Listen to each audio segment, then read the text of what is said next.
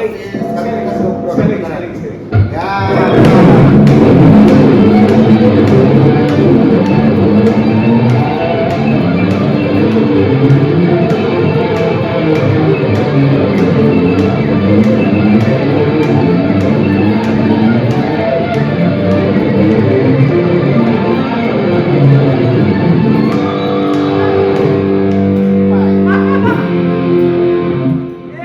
Kan yang ritme gua soalnya.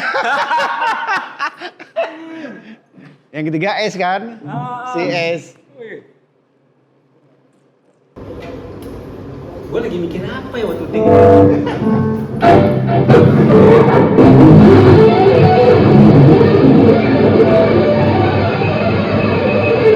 Itu yang dimainin. Anjir, gua bilang gitu. Kenceng amat dong buat jari. Kusut. Sekali lagi coba. Gua.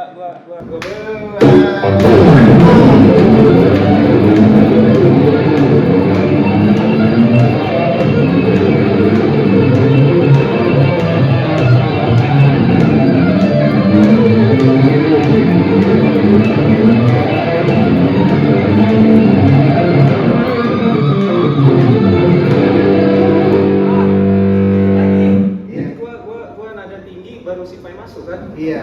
Ya, pokoknya itu 2 kali putar. Aduh, sekali lagi. Ya.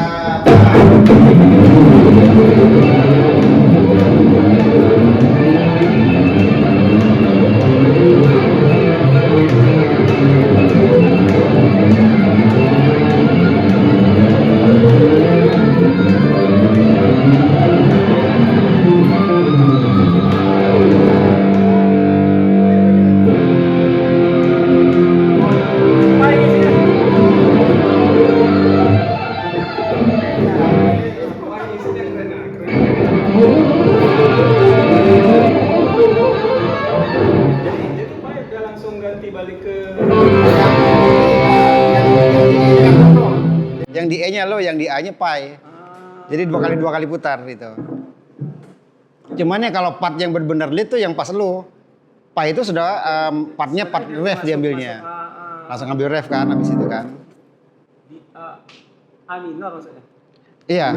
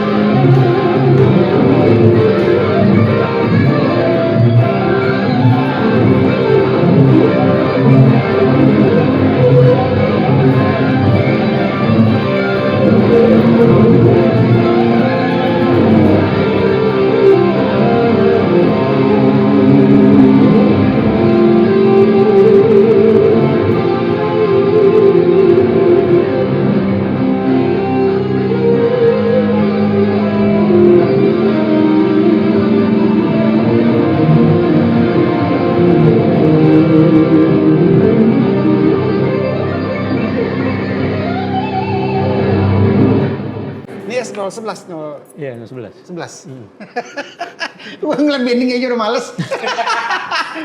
Gila 011, berat cuy. Ini gila aja 09 udah gak berani naik lagi gua. Ya, jadi terakhir kita bareng ini 31 tahun yang lalu loh. Iya, 94 ya? Iya. Itu pertama kali gua ngeliat dia main. Dari bawah tuh udah anjir. Pai, siapa Pai? Dia bilang gitu.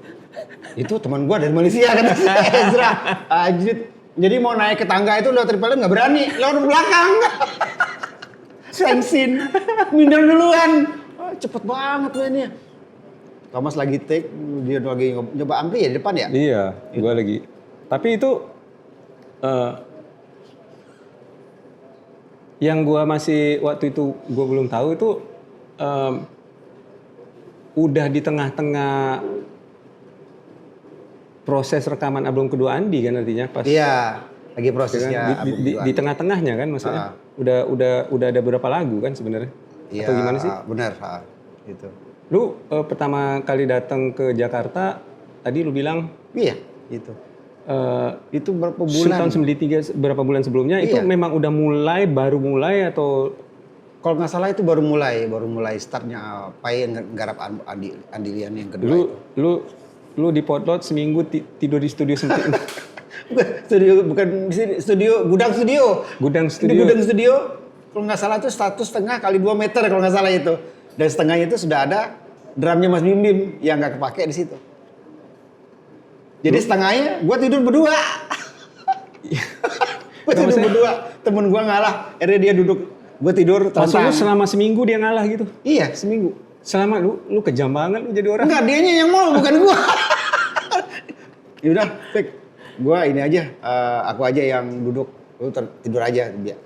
Ya udah, gua tidur biasa gitu, sama sekali nggak mikirin apa-apa gitu, dia ngalah. Dia duduk. Tidur. Padahal lu sebenarnya lebih nyaman di belakang kamar Sebenarnya. belakang itu sama ininya Anang kan. Semua Dia kan anak-anak nggak stay di situ kan? Atau dia stay di Iya, situ? memang kan di belakang tuh dulu nggak salah ada 2 apa 3 barak tuh.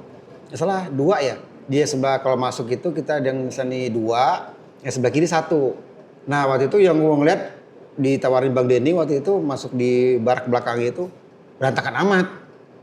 Wah gak enak kan, mungkin ada barang anak-anak juga. Gua ngeliat tuh kamar satu lagi nih, yang depannya 1. Wah kosong tapi rapi. Udah ada lemari, ada tips, sini aja deh. Gua nggak tahu karena ternyata situ kamarnya Anang di situ waktu itu. Itu makanya sempat ribut sama Anang. Iya sempat ribut. Jadi waktu itu karena aku pikir nggak ada orang, aku biasa nyetel CD aja. Nyetel CD ada yang ada di situ. Nggak izin. Gua nggak tahu kalau punya dia kan, gitu kan.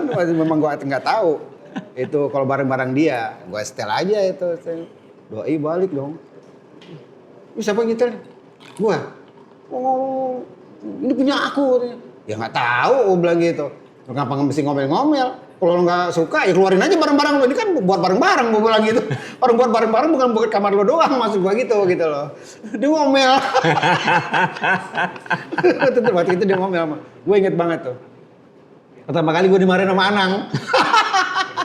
Di Potlot. Maksudnya dia belum berkenalan dulu. Iya kan Belum kenal. berkenalan dia langsung marah-marah. Iya belum kenal. Dia mungkin siapa nih orang baru datang kali. Jangan gitu dong Nang. Aduh Nang, mana sih Nang? Sorry Nang. Nyantai Nang.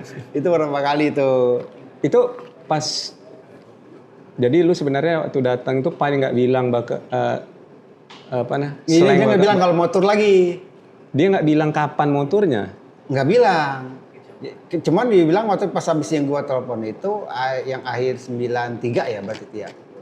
Dia bilang yang pas gua telepon yang dia langsung ngangkat itu, ya besok gua berangkat. Ya udah lo berangkat. Gua berangkat besok ya bener. Besok gua nyampe sini Potlot kosong. Ternyata Slang berangkat lagi, tour lagi, ngelanjutin. Nah itu yang gue yakin satu dia nggak inget. Iya, dia nggak inget. Itu. Kedua dia nggak nyangka lu langsung berangkat. Iya. Kalau menurut gue. Kalau gue kan dari dulu kalau gue bilang ya udah gue berangkat besok ya bener-bener besok gue berangkat. Jadi gue nggak ada alasan buat gue buat nunda gitu. Lu nggak maksudnya nggak kepikiran ntar gue di sana kan Pai bilang lu nggak janjiin enak. Nggak bakal enak. Iya. Jadi Lempeng aja gue nggak mikirin apa gitu.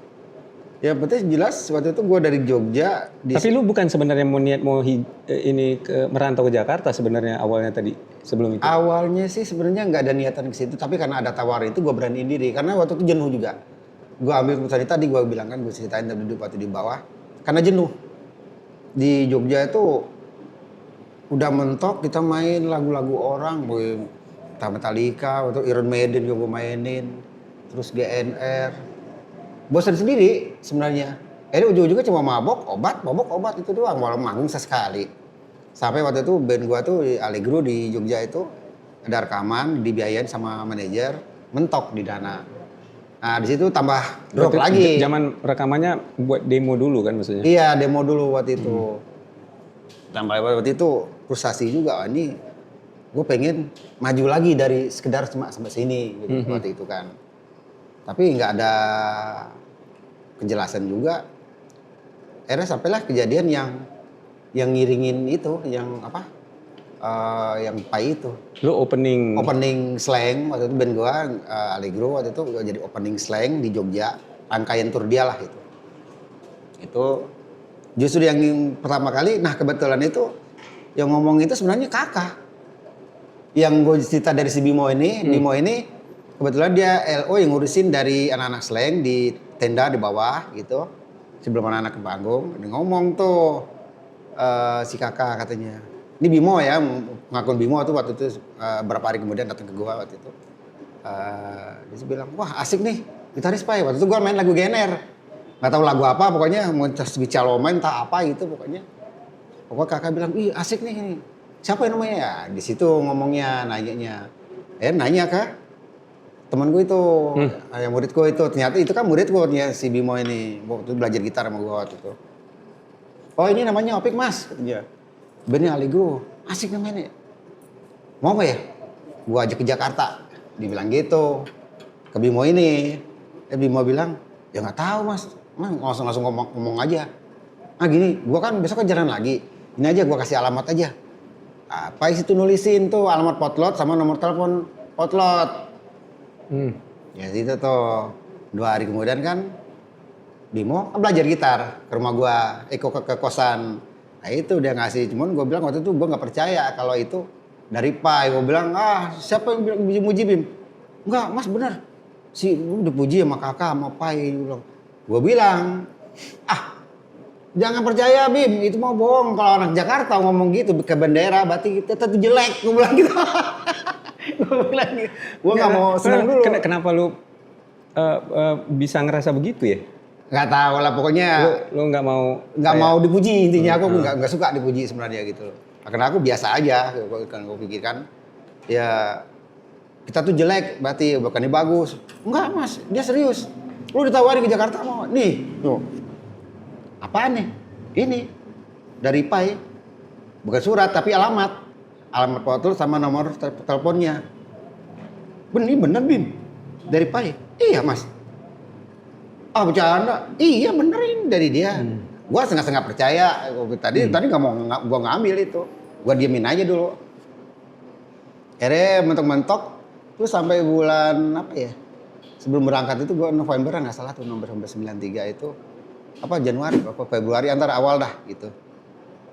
Udah mentok kan. Waktu kan masih wartel. Iya, wartel. Itu wartel komunikasi. Buat anak-anak yang nggak tahu wartel. Wartel nggak tahu tuh. Wartel tuh warung telepon. Kelihatan kita juga umurnya berapa. Jadi lu harus ke wartel, kadang kan antrian ya kan, bayar berapa. Bener, ya kan? Ada ininya yang keluar. Gue nggak salah tuh nelfon dia itu siang gue nggak salah gitu. Gue inget banget siang tuh. Karena gue biasa makan gitu kan. Sekalian ke wartel. Iseng doang sebenarnya. Bener nggak sih? Pengen buktiin itu. Alhamdulillah pas gue telepon itu yang ngangkat langsung Pai. Gue tanya, halo, ya, gue bisa bicara dengan Mas Pai. Ini potlot kan? Iya bisa bicara dengan Mas Pai. Iya, gue sendiri. Oh ini Mas Pai. Iya. Mas ini benar mas? Ini tawaran ini. Iya. Benar, gue serius nawarin lo untuk ke Jakarta. Tapi gue nggak janjiin lo enak. Maksudnya gimana mas? Ya, gue ya istilahnya kita ngemper dulu di rumah orang depan itu tidur ya. Oh nggak apa-apa, siap gue bilang gitu. Oh iya bener ya? Iya. Kapan mau berangkat? Besok gue berangkat gue bilang. Ya udah gue tungguin katanya. Gue berangkat beneran besok ya. Hari itu gue pamit ke abang gue, om gue yang lagi kuliah waktu itu kan di Jogja. Besok gue mau ke Jakarta mau ngapain? Pokoknya berangkat ke Jakarta. Mau coba musik gue bilang gitu. Pamit lah intinya gitu kan. Sampai di potlot yang ada juga kosong. Itu kosong itu. Ngajain orang, Pai. Ih, nggak ada orang, sepi potlot. Parah lu, Pai. Dia mungkin lupa juga kali itu. Pasti lupa. Di sana tuh cuma ada yang gue inget Bang pasti Denny lupa. yang nyambut gue malah pas gue ngedor kantor itu. Bang Denny, ada apa Mas? Lalu saya dari Jogja, Pak. Dari Jogja? Iya. Oh temannya Pai? Iya. Waduh, Pai kemana Pak? Selain lagi tur. Gue berdua sama temen gue tuh. Sering lagi tur. Iya. Aduh, lama gak ya? Iya, semingguan katanya. Aduh, gue cengok tuh. Udah, gue mau cengok aja di halaman tuh. Halaman, kagok kan, canggung ngeliat orang-orang yang isi luar gak kenal. Ke depan, ada warung Indomie depan tuh kan. Ke depan, balik lagi ke situ. Ngudut lagi. Mau ngapain nih, suntuk nih. Akhirnya sampai sore itu. Karena kantor ini mungkin mau tutup, sore akhirnya Bang Deddy tuh bilang. Ini kan, selain kan masih lama. Mungkin semingguan dia bilang gitu. Lu tidur di mana? Gak tahu, gue bilang gitu. Waduh, akhirnya Bang Denny bagusnya ngasih solusi. Ya udah, untuk sementara katanya, lu di belakang aja tidur. Di mana Pak? Di belakang tuh, ditunjukin tuh. Itu ada 3 tuh ruangan yang terserah lu di mana itu, depan anak-anak bareng-bareng. Oh iya, tapi kan gue sebenarnya gak enak sama temen gue juga kan. Ya itu pertama kali itu masuk ke kamar itu, ini bersih, kamar anak masuk. Kagok besoknya keluar lagi. Pak, ada ruangan yang lain nggak? Gue bilang gitu. Kenapa emang? Iya, kagok aja. Saya pengen yang lainnya, kok bisa nggak? Ya ada sih, tapi kecil di belakang di gudang, mau nggak? Gudang mana? Gudang studio. Ya lihat dulu deh, lihat. Waduh, kecil juga ini gue bilang. Ya seingatku nggak salah itu 2 kali 1,5 meter lah pokoknya. Dan itu ada, ya sini aja gue bilang. Loh ini nggak apa-apa, ini sudah ada itu drum bim-bim. Nggak apa-apa, sini aja deh, gue bilang gitu. Mau nyari yang nyaman, walaupun kecil tapi nyaman gitu loh. Akhirnya gue di situ sama seminggu tuh. Tapi nggak ke sana, nggak ke kumpulan anak-anak, potlot gitu loh. Ya kan belum kenal soalnya. Iya. Ya ngeliat sih kayak waktu itu ada Adek, Boris pada datang, pada main gitar. Oh nggak lu tegur gitu? Iya kan belum kenal. Mereka tuh menegur gua tuh setelah Pai datang tuh semua. Oh. Anak-anak itu baru canggung kan nggak ada yang kenalin gua, masuk. Kenalin gua nggak kayak gitu dulu. Oh, okay. Iya, malum awal dari daerah kan masih agak gimana gitu loh kan. Masa sok memberanikan diri gitu, masih malu gitu loh. Ngeliat sih Boris, Dade gitu. Pada main gitaran di depan gitu. Udah, liatin. Tapi jauh. Nah, ke sono kita di sini. Nggak berani ngedeket gitu loh. Mungkin mereka juga tahu, mungkin ini temannya Pai dari Jogja kali gitu lah. Mungkin mereka pernah dengar atau apa kali ya, tapi ya nggak pernah ngomong gitu. Sampai akhirnya Pai itu datang, gua aja masih di gudang. Sampai akhirnya Bang Denny tuh ngomong, ingetin. Pai, itu ada teman lu tuh. Siapa? Itu yang dari Jogja. Wih iya kata Pai. Dia baru inget doi, ada temen gue datang dari Jogja datang. Di mana? Di gudang. Itu akhirnya gue disamperin tuh. Mau Pai kok gimana? Bla bla bla. Ikut gua. Mana? Studio. Ber. Angkat ini barangnya Pai. Bawa mobil. Langsung. Gua nggak boro-boro dikenalin sama anak-anak potlot. Waktu itu gua diajak langsung ke studio Triple M.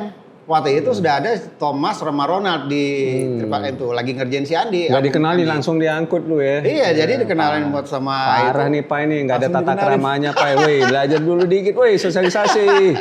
Lai. Itu seru banget itu kalau gue inget itu. Lu langsung dibawa, jadi artinya waktu itu kan lagi rekaman Andi?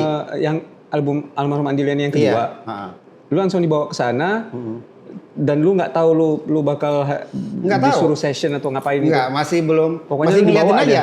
Oh gini proses rekaman. Kronatik, ngeliatin. Ya tapi kan nggak Dikenalin mau dong. gabung sama mereka, tapi Dikenalin dikenalin. kan. Cuma duduk kayak, ya duduk kayak anak nunggu banget kok gini. Tapi lu bawa gitar nggak sih? Gue bawa gitar, tapi Lu bawa ada di mobil Pai ada. Gua oke. gitar, Lu bawa sama yang gitar. kedua tuh gue bawa baju gue bawa semua kan. Karena gue nggak tahu bakal nginep di mana. Tapi semua akhirnya gue bawa tuh. Akhirnya jarang nggak pulang. Nginepnya Iya, di emang Tripoli nggak M. pulang, iya, emang nggak pulang emang. Nih sampai pagi jam 5, bisa kagak pulang nih. Kita tidur sini katanya. Tidur di bawah. Itu kan, ingat kan di bawah? Iya, tahu. Tidur di bawah itu akhirnya. Itu lu di situ kan waktu itu ada Andi Liani. Ada dia. Andi.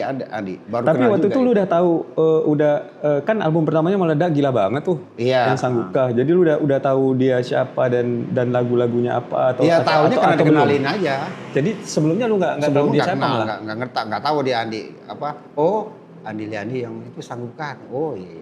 Tahu gitu aja. Nah, akhirnya gua ketemu orangnya gitu loh. Dan dia tidur di situ juga walaupun waktu nggak salah dia ngontrak di mana tuh namanya? Lupa gua. Yang Kalibatak sono tuh apa sih? Bukan. Dia tuh kontrak di mana lupa gua loh. Bukan Pejaten. Kalibata. Bukan Pejaten. Pejaten Mampang. Lupa gua. Yang ada apa dia nggak jauh dari rel kereta juga tuh. Kok daerah Pasar Minggu masalah tuh. Daerah Pasar Minggu masuknya dia. Daerah situ tuh. Gua lupa nama kampungnya dari situ tuh. Gitu. Pokoknya dia masih daerah situ dia ngekos apa kontrak gitu. Itu lagi nggarapnya albumnya si Andi. Kesan pertama lu pas ketemu dia gimana menurut lu orangnya? Tapi yang jelas ya asik orangnya baik banget. Kalau gue bilang sih orangnya nggak pernah perhitungan apapun gitu loh. Apalagi soal duit itu nggak pernah. Waktu itu yang gue tahu. Bahkan waktu itu gue sampai waktu teman gue balik ke Jogja pun, gue diajak tinggal di rumah dia, gue pun lapar pun masih gue tahan, apalagi buat ngerokok. Padahal gue gak ada duit, ya gue diem aja. Sampai dia dibawa bilang, Andi ke rumahnya Andi. Enggak, waktu itu belum ke rumah Andi, tuh masih di rumah Pai. Rumah Pai sampai ke mana-mana pun gue dibawa sama Pai itu, gue nggak pernah minta duit seperak pun. Sekalipun gue lapar, walaupun sekalipun gue pengen ngerokok. Lu nggak minta pai rokok gitu? Kenapa? Gue malu hati gue. Udah tinggal sama dia, dikasih makan di rumah dia, tidur di rumah dia segala macam. Lah buat gue kurang ajar banget lo berani minta duit buat rokok doang atau bagi makan.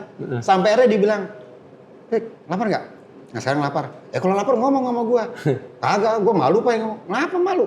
Ya buat gue, lu ngasih gue nyuruh datang ke sini aja, tinggal makan, tidur di rumah lu aja, gue udah terima kasih banget.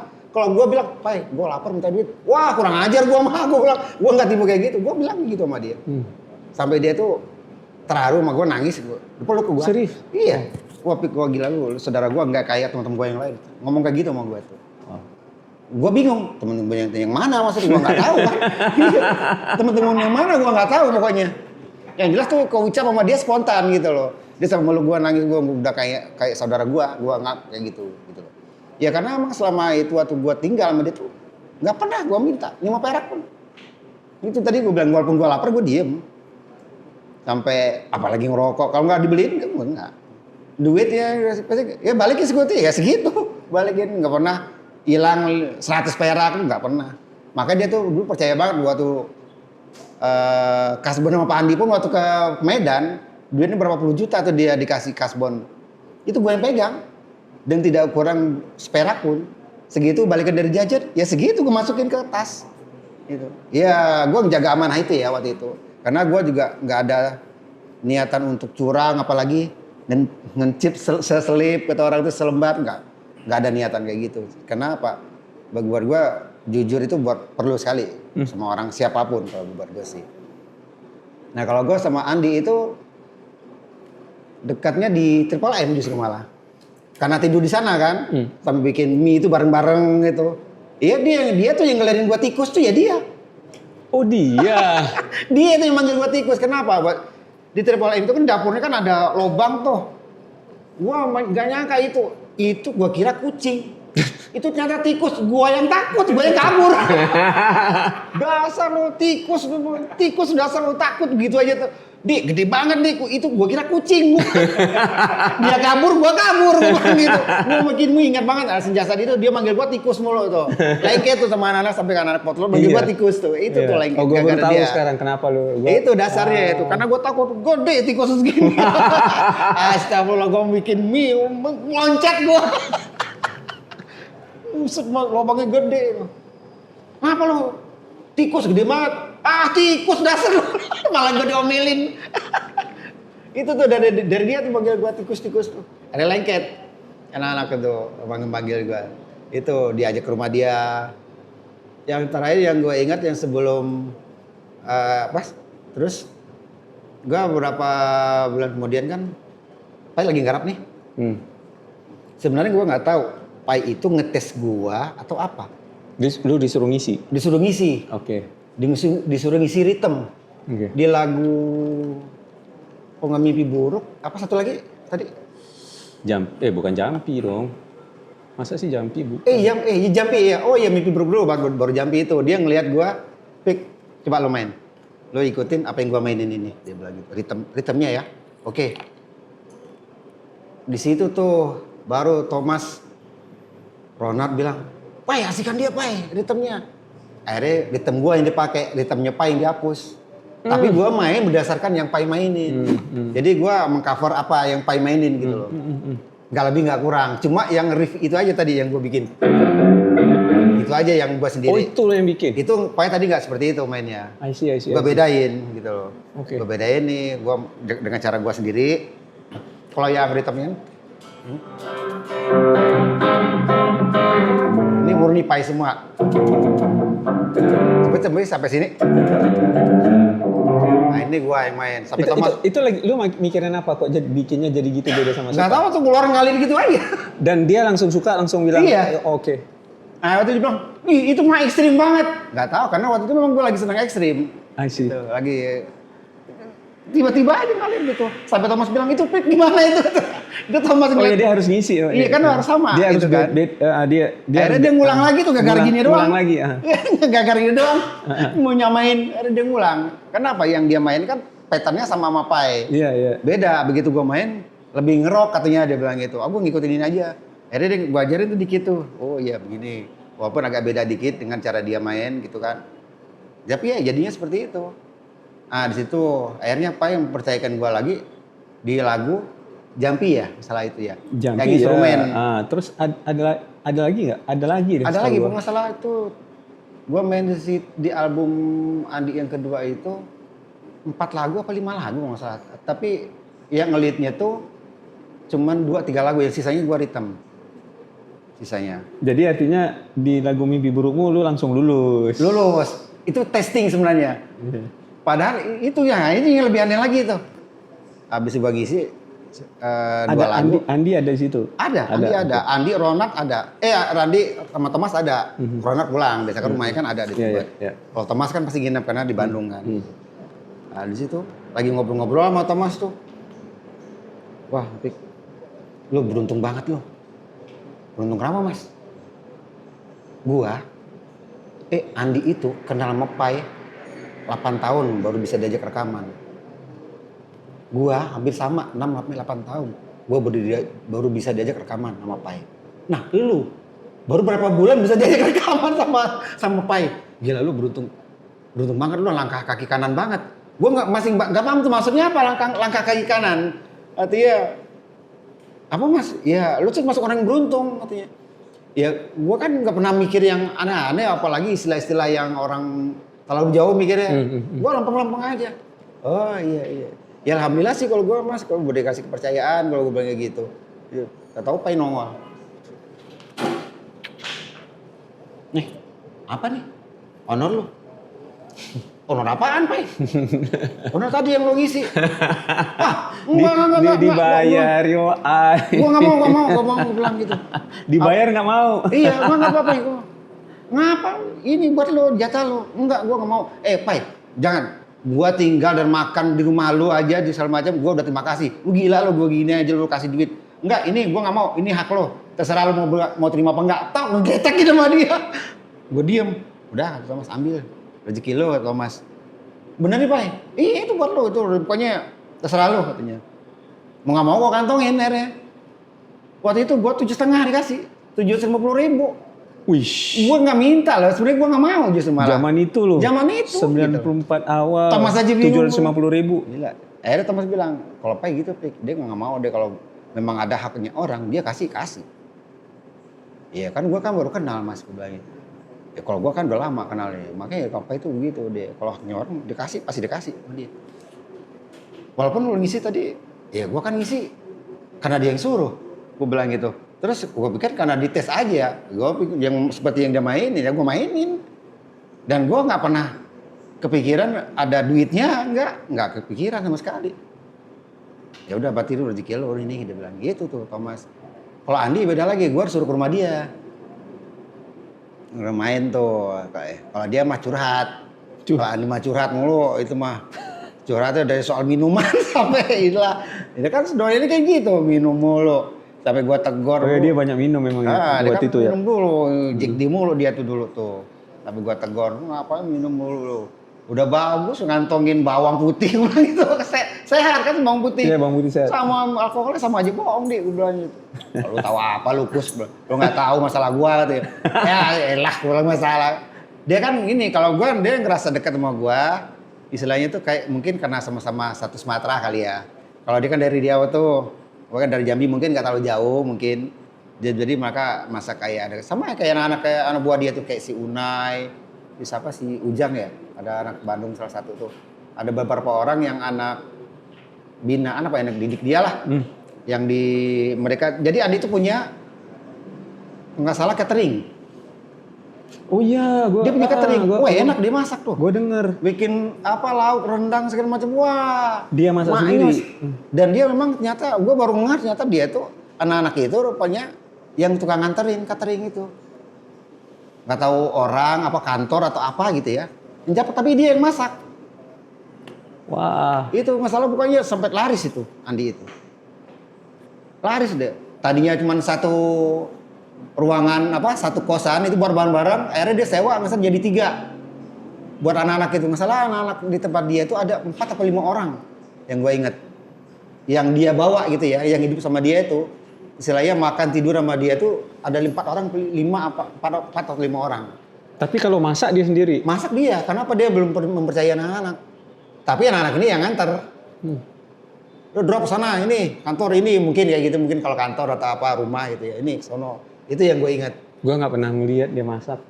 Lu ngeliat sendiri? Gue pernah ngeliat dia di dapur doang masak kayak gitu. Jago sih, rambutnya ngiket gini. Aduh, gue nggak pernah ngeliat itu gue. Tetap itu sampai di kamar begitu lagi. Ya, yang terakhir yang pernah gue lihat itu di tahun 95 itu sebelum kejadian, sebelum Slang Tour. Gue kan nginep rumah dia sempet tuh. Itu yang ada juga dia ngelamun mulu. Dia sempat berhenti itu. Setelah bapak meninggal. Dia sempat berhenti, minum, ngelamun banyak. Terus kan gua waktu itu kan masih ada project sama Thomas. Ngerjain Atik Sibi nggak salah. Jadi Atik Sibi, oke. Atik Sibi. Jadi lebih banyak nginep di tempat Thomas di Kemang Pertama sana, Bekasi. Cuman kadang ke Cikajang. Di salonnya si Meta kan istrinya waktu itu. Ke situ. Andi itu suka datang ke situ pagi-pagi. Ini pas kita sebelum berangkat ya, selain sebelum berangkat tuh. Andi itu kan orangnya paling rock and roll. Tapi saat itu kata si Meta, tumbennya Andi itu hampir tiap hari datang ke salon. Cuma buat apa? Pergi nyisir. Dia beli baju yang made in-nya Thomas sama si Meta itu. Kan mereka bikin apa kayak baju sendiri yang model sendiri si Thomas sama si Meta ini. Gue juga sempat beli sama mereka itu. Nah Andi itu pakai baju itu terus. Berapa hari datang terus pakai sepatu. Yang kayak sepatu kayak Van Dalen tuh yang garis-garis, yang belang-belang. Memang kalau yang sehari-hari enggak kayak gitu sih sebenarnya. Yang gue tahu. Ada perubahan. Ada perubahan itu. Perubahan apa di dia gitu? Sampailah pas kita tour itu, dari Jogja, dan itu kejadiannya terus slang itu yang kesalah yang 5 kalau salah. Kalau salah dia 6 kota, yang terakhir kan Bali kalau salah itu. Yang terakhir itu kita main di Malang. Nah cuman anak-anak ke Malang, anak-anak yang lain ke Malang, kita ke Surabaya, ke rumahnya si Yoyo. Oh. Yang ke rumah Yoyo itu gua. Yoyo Padi. Sebelum ada Padi. Sebelum ada Padi. Masih Andromeda dia. Kan dia masih sama Imanes. Iya. Kalau si Yoyo waktu itu kan. Gua, Pai, Indra, Yoyo. Ke rumah Yoyo tuh di Surabaya. Biasalah rumah Yoyo kan udah kayak kos-kosan, wah ngepas gembus gedrak segala macem lah itu. Paginya itu mungkin sekitar jam 6 jam setengah 7 kali ya. Kan semalaman gak tidur itu kita. Pada make semua. Lu juga? Iya. Karena gue udah kena waktu itu. Oh, udah kena. Gue kena okay. itu mulai dari enggak Semarang, Jogja deh. Pokoknya gue yang kedua itu. Gue mulai kena itu. Itu. Tapi masih tipis-tipis. Iya. Tipis-tipis bahasanya. Tipis-tipis. Tipis-tipis. Tapi udah kena. Walaupun padahal gue nggak suka pahit sebenarnya. Kan pahit itu kan gue nggak suka sebenarnya.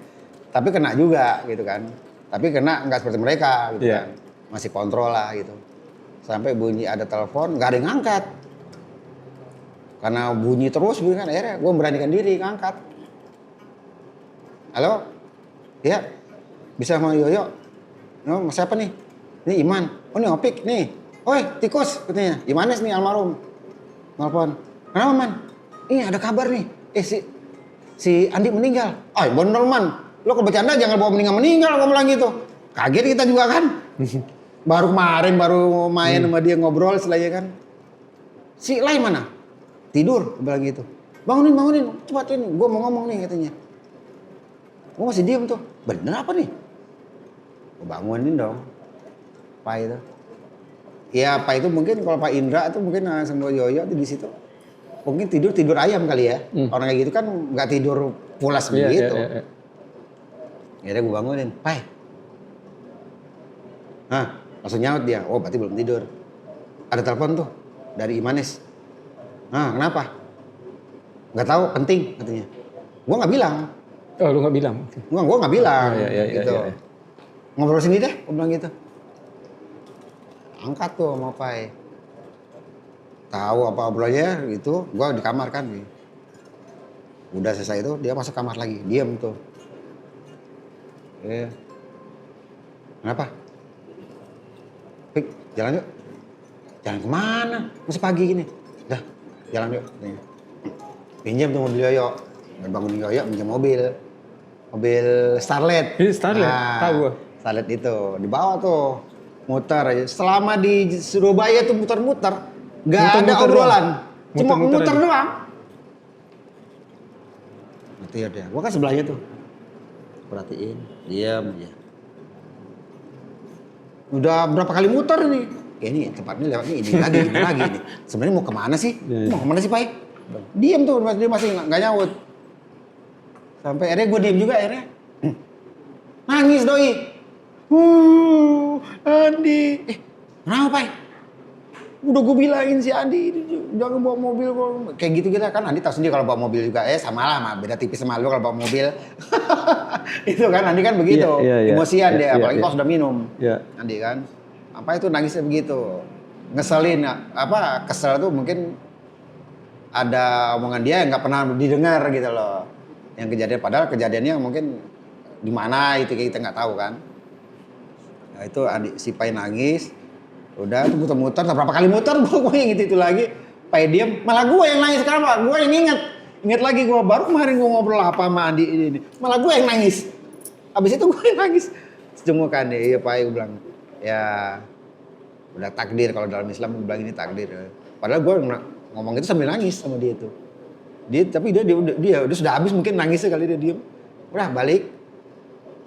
Sampai balik. Nggak lama berangkat ke Malang gitu. Gue kan waktu itu belum di Indonesia.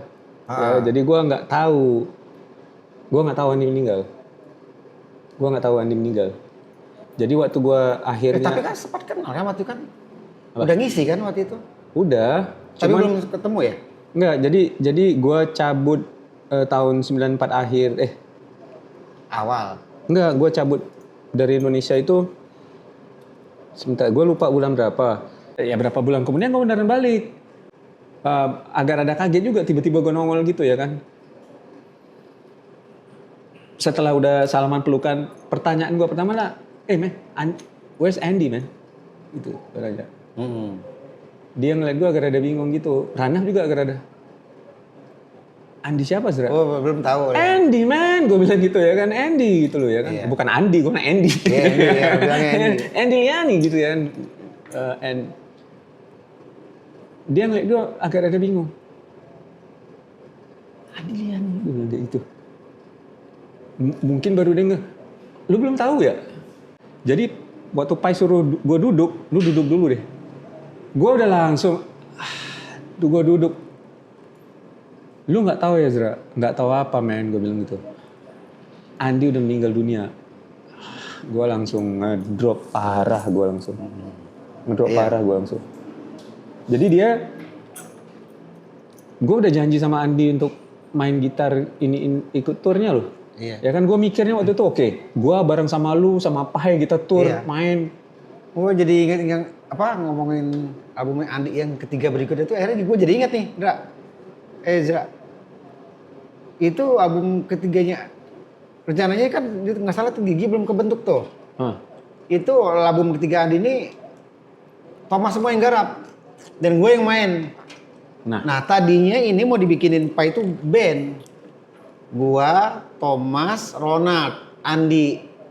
Tadinya ini. Orang sudah masuk itu sudah rekaman kok di studio Gins waktu itu. Oke. Cuman masih gaya vokalnya. Gins ya. Kalau musiknya nggak salah udah jadi itu. Nah cuman Ronald ini kayaknya nggak mau apa gimana gitu. Akhirnya yang main sebagian ada yang Bakar. Almarhum Bakar yang main. Iya. Itu. Tapi sebenarnya kalau nggak salah ini tuh sebenarnya mau dijadiin band sama Pai itu. Istilahnya di bawah asuhan dia lah semua lah gitu, anak-anak gua lah istilahnya anak Pai lah ini semuanya nih gitu loh itu. Kalau salah itu ini sempat mau kebentuk. Karena emang itu udah direkam. Andi itu sudah guide vokal itu. Tinggal ya kata orangnya kritik benerannya lah istilahnya. Berapa lagu udah? Nggak salah sudah 8 apa 10 lagu pokoknya itu. Nggak salah itu udah jadi. Tinggal Andi itu bener-bener tik vokal, kalau musiknya udah gitu. Itu gua Thomas, Ronald, Bakar itu yang mau. Belum ada Gigi ya. Belum ada Gigi itu waktu sebelum itu. Masih jauh sebelum Gigi itu. Sebelumnya itu. Nah itu akhirnya kejadian itu tuh. Sempat kepukul juga, wah ini kan baru garap album kemarin. Maksudnya seingat gue tuh masalah album setelah album itu. Setelah antara kita ya. Cuman mau dibikinin format band. Right. Tapi walaupun solo tapi formatnya band. Nah. Karena yang nggak salah yang ngerjain tuh banyak Thomas itu yang album ketiga itu. Jadi orangnya yang itu aja yang main. Gua, Thomas, Ronald itu. Akhirnya Ronald mengambek, Bakar yang ngisi. Gitu. Kan Ronald kan kadang kan gitu kan. Kalau kambuh. Mudi. Mudi gitu. Ngambek. Akhirnya dulu kan lagu yang antara kita kan Tonton yang main almarhum. Ya. Gitu. Almarhum Tontonis. Itu yang lain kan Bakar yang banyak yang main. Gitu. Nah, gue kan nggak tahu, gue belum dan nggak tahu udah sejauh itu dan sampai mana yang gue gue janjian sama Andi tuh dia lagi mau naik bis di Blok M kemana gitu. Gue bilang gue udah harus balik ke Amerika, gue bilang gitu ya kan. Ya udah, lu balik kemari, udah rilis, lu ikut ya, lu main gitu loh ya kan. Jadi gue siap, gue bilang gitu, gue janji. And itu terakhir kali gue ngeliat dia soalnya, terakhir kali ketemu perpisahannya itu adalah dengan janji itu. Jadi waktu gue dapat, waktu si Pai bilang Andi udah meninggal tuh ya, shock juga ya. Baru apa ya gimana ya? Kayak kondisi yang nggak siap sebenarnya. Ya siapa sih yang siap ya gitu loh maksudnya. Ya, cuman gue ekstra nggak siap karena gue kena beruntun segala macam masalah ya. Berarti yang sono kejadian. Apa ya? Nyoba sesuatu yang baru, nata ulang kayak si Pai bilang belajar jadi orang Indonesia dulu. Oh ya, mumpung masih muda, ada kesempatan yang gue belum tahu bakal jadi apa gitu loh ya. Kenapa enggak kan gitu kan? Tak tahu dengar kabar itu yang Riset gue jadinya kan, tadi nggak jadi nih main sama Andi gitu, Iya. gitu-gitulah. Gue udah janji nggak kesampean. And lu sendiri dengar cerita kejadiannya gimana pas kecelakaan tragisnya almarhum Andi Liani atau saat itu lu memang nggak tahu kronologi atau kejadiannya? Kalau kronologi kejadian persisnya sih nggak tahu sih. Artinya cuma dapat dengar dari obrolan dari si siapa tuh? Ujang ya, siapa sih yang tinggal sama si Andi itu? Yang terakhir malah si Oyong yang cerita malah. Oyong ya, almarhum. Almarhum si Oyong itu sebenarnya pernah dia sempat bilang ke gua, di antara anak-anak itu kan ada yang pakai pen kan. Ininya tulang ininya patah. Jadi kan nggak tahu mobil. Jadi kalau menurut si Oyong cerita dari orang yang pas si kejadian kecelakaan itu nggak tahu dia nabrak atau dia guling gitu. Yang jelas kata si Oyong pengakuan dari orang yang nolong warga di situ waktu itu posisi Andi itu ada di sebelah kiri. Yang gondrong tuh ada di sebelah kiri. Berarti kan bukan dia yang nyetir. Ini masih kontroversi ya ini. Oke, gue dengar beda versinya. Terus Nah ini dari spesies si Oyong. Makanya Oyong itu sebenarnya minta menuntut dari, bukan menuntut sih, pengen kejelasan dari, lu jujur aja nggak apa-apa, kita nggak bakal nuntut kok. Lu coba ceritain siapa yang bawa nyetir mobil. Ini yang kalau gue dengar dari si Oyong cerita itu almarhum. Jadi mereka tuh si Oyong ini dan keluarga pengennya ini anak jujur aja cerita. Siapa sih sebenarnya yang bawa mobil? Andi atau siapa? Gitu loh. Kan mereka kan berlima salah begitu. Yang lain di belakangnya semua itu kan ada yang patah tulang segala macam lah itu. Yang korbannya cuma almarhum doang. Nah soalnya si Oyong itu pas kesana yang diceritakan sama warga yang nolong. Ini sebenarnya yang gondrong masih bisa selamat nih. Kan kejepit dia katanya. Kejepit dashboard. Ini kalau lu nggak minta tolong, lu ngangkatin masih bisa ketolong dia. Cuma kan karena nggak diangkat, kejepit besi gitu, kehabisan ini dia. nah, nggak bisa napas. Nggak bisa napas. Dia malah minta tolong ke orang dulu. Harus ini dulu dibantuin, saat yang lain minta tolong atau gimana kayak misalnya gitu kan. Angkat dulu, coba tuh saya tarik. Yang penting ini yang selamatin. Tapi posisi sebelah kiri. Nah yang kontroversi itu pengakuan dari anak-anak ini yang bawa almarhum. Andinya yang bawa mobil. Gue nggak tahu walau alam itu gue. Sampai situ gue bingung. Terus gimana Yong? Gak ada yang ngaku. Gue ingat banget tuh Oyong cerita sama gue. Dan dia minta sebenarnya gue pengen konfirmasi aja Pik katanya. Cuman anak-anaknya gak ada yang jujur. Gue padahal keluarga kita gak ada yang nuntut kok. Orang sudah kejadian udah lama. Lu ngomong aja, oh si A yang bawa, si B yang bawa. Kenapa? Warga tuh ngomongnya yang gondrong itu ada sebelah kiri. Si Andi itu kejepit. Bukan dia yang bawa mobil berarti kan? Tapi mereka nggak ngakuin itu. Itu aja Pik yang gue kecewa.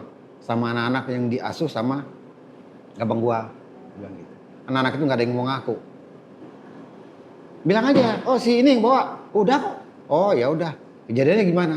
Ceritain. Sampai sekarang mereka nutupin gitu. Nah yang gue dengar, ini yang gue dengar ya, bukannya mau mengapakan versi yang dari Oyong. Gue sempat deket juga sama Oyong. By the way, Oyong ini adiknya almarhum Andi Liani dan dia juga barusan belum lama meninggal dunia juga. Kena sakit. Jadi ini gue dengar dari kenalan temen gue yang pernah ketemu dan ngobrol sama yang duduk di belakang mobil itu. Kalau versi dia, nah kan kita, ya gue nggak tahu benar apa enggak. Iya. Versi dia adalah memang Andi yang bawa mobil. Pas ada kayak belokan agak rada, jadi dia salah apa namanya, kena gelap katanya kan. Salah apa? Salah perkiraan sehingga dia mungkin beloknya agak rada iniin ke jalur lawan arah atau gimana. Terus ada mobil, dia ngelak agak sedikit keluar jalan and nggak ngeh. Jadi begitu dia ngelak nggak ada pohon katanya. Jadi mereka nggak beneran kenceng sebenarnya, tapi karena Andi nggak pakai sabuk pengaman waktu nabrak, pohon itu ini versi dia ya. Yang diceritain, yang dia dengar dari yang duduk di belakang, di kursi belakang. Jadi dia kebantingnya itu ke setir mobilnya. Iya, Jadi sebenarnya memang iya sih, kalau lu nggak pakai seat belt, dia tiba-tiba mendadak berhenti gitu 30 km per jam aja ini bisa patah atau bisa kenapa-napa. Mobil Kijang waktu itu ya. And versinya dia sebenarnya kejadian gitu, bukan kena lagi ngebut sebenarnya gitu loh, ya kan? Dan kedua, nggak sengaja karena dia mengelak mobil yang apesnya di situ ada pohon, dan menurut yang dia ingat atau dia cerita, memang ada beberapa kejadian mirip-mirip kayak gitu. Cuman pernah menelan korban karena itu gitu. Iya. Ceritanya begitu. Terus apa ya waktu itu? Katanya pohon itu udah ditebang atau gimana? Gua nggak tahu. Walau alam. Jadi gue udah sempat pernah dengar versi yang lu bilang tuh karena si Oyong memang pernah cerita gitu juga. kan. Iya. Dan sepanjang hidupnya dia gitu loh, sampai terakhir gue ketemu 2 tahun yang lalu kalau nggak salah, dia masih percaya bukan kakaknya yang bawa mobilnya. Gitu sih. Ya walau alam lah itu. Walau alam. Tapi ini sebuah nutup, gua tahun 2004 mimpi ketemu almarhum Andi. 2004. Oh, iya, Jelas banget dia nyamperin gua dalam mimpinya. Gua ngelihat dia kaget, dia meluk gua, terus dia ngeliat gua aman-amannya aja Zra. Gua aman-aman aja. Dia sempat ngomong gitu ya. Yes, ke gua. I'm good gitu loh. Amin. Lu jalani hidup lu dengan baik-baik aja ya, dia bilang kayak gitu. Terus udah hilang. Udah, gue pernah cerita ke Pai. Itu tahun 2004. Yoi. Jadi gue tahun 2004 itu karena mimpi itu dapat apa sih bahasanya itu, closure, kayak ada yang nutup ceritanya jadinya, you know. Nggak akan gue lupakan semua ininya gue sama dia, sama kalian. Tapi ada closure yang tadinya masih kayak ganjel di hati gue. Gue mimpi ketemu dia bilang gitu ke gue. So, my man, thank you, kita udah sharing-sharing. Kita harus jamming-jamming benar-benar ya. Wah, luar biasa nih Mas Ezra ini. Kita sekian puluh tahun baru ketemu lagi dan baru jamming lagi.